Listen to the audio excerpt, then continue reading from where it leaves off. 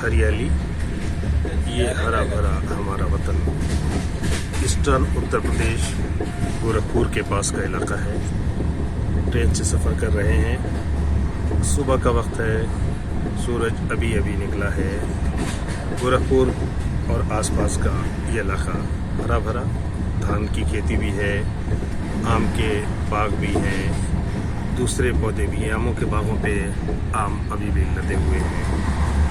यहाँ पर दशहरी, मालदह और जीत जैसे आम बहुतायत में पाए जाते हैं। चौसा भी मिलता है। इसके अलावा 50 तरह के और भी आम मिलते हैं। ट्रेन से यात्रा करते हुए खिड़की से ये वीडियो आपके लिए।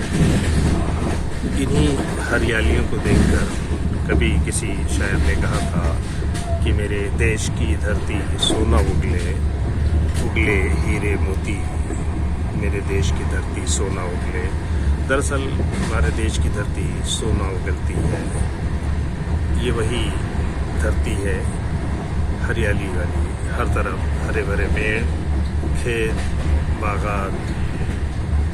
हम कामना करते हैं, ऐसी इच्छा रखते हैं कि हमारा देश हरा भरा रहे, खुशहाल रहे। जय हिंद, जय भारत।